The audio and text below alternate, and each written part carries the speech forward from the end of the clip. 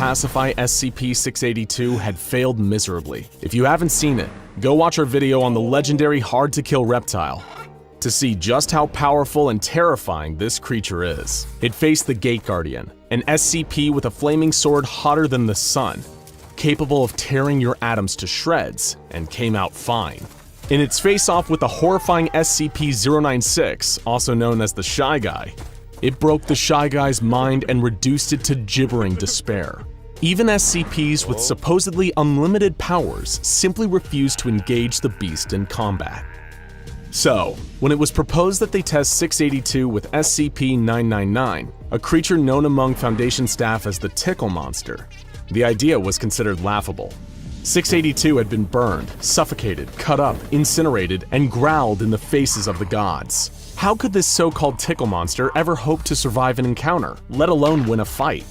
Some even believe that this was the last we'd see of SCP-999. But what makes this story truly remarkable is that that isn't how this played out. As you'll soon discover, SCP-999 is an amazing and unique SCP in and of itself. But its secret origins and its interactions with some other prominent figures in the SCP universe are what make this humble, slimy creature beyond extraordinary. Prepare yourself for the heartwarming, yes, you heard that right, the heartwarming story of SCP-999.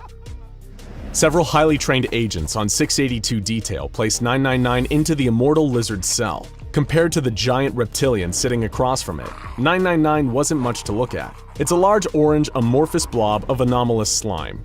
Weighing in at around 120 pounds, SCP-999 was nothing compared to the monstrosity it was supposed to face. While its weight has, in the past, caused minor injuries to some of its human handlers, it has never caused serious or long-lasting damage of any kind to a living thing.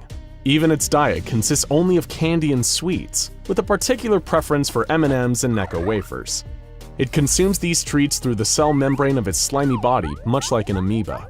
This extremely stretchy membrane means the creature is highly malleable, including the ability to stretch and flatten itself out to a mere 2 centimeters thick. At rest, the creature takes a dome-like shape around 2 meters wide and 1 meter in height. The closest things the creature has to limbs are prehensile pseudopods.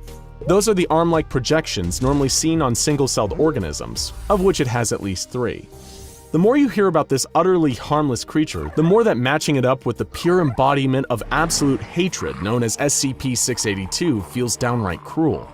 In absolute contrast to the misanthropic attitudes of the reptile, 999 loves humans. It has a playful dog-like attitude. Much like an overexcited puppy when approached, 999 will react with extreme joy and slither towards the nearest person in order to interact. It will leap onto them, using 2 of its 3 prehensile pseudopods to hug the person, while the third nuzzles the person's face, emitting high-pitched cooing and gurgling noises throughout.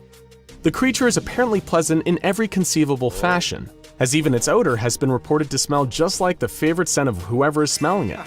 Examples have included chocolate, fresh laundry, bacon, roses, and Play-Doh. It's almost impossible to oversell just how beloved and benevolent this strange creature is. It's one of the rare sapient SCPs to earn the Safe class, and it's allowed to roam freely around its facility at all times, apart from a 1-hour bedtime period between 8 and 9 p.m. In the rare instances that 999 has caused harm to a worker at the facility, it immediately began to back away and contract its body while whimpering in a kind of dog-like apology.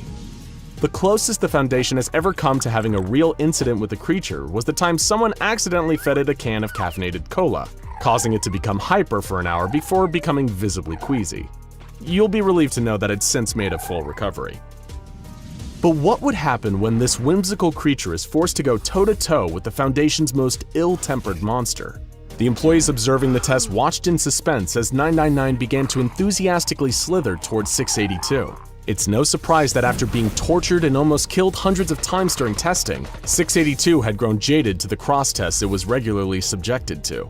When it saw this strange orange blob squelching across the ground towards it, it sighed and groaned, expecting the worst. "What is that?" the creature asked of its gelatinous guest. SCP-999 began jumping up and down in front of 682 like an excited puppy, creating a high-pitched squealing noise. Just as it regarded all living things, 682 thought the creature bouncing around before it was disgusting and hardly worth the effort to destroy. Was the Foundation even trying anymore? With a single vicious stomp, 682 flattened the friendly creature beneath one of its feet. Observers were prepared to charge in and liberate 999 from under 682's claws. But then something truly unexpected happened. The expression on 682's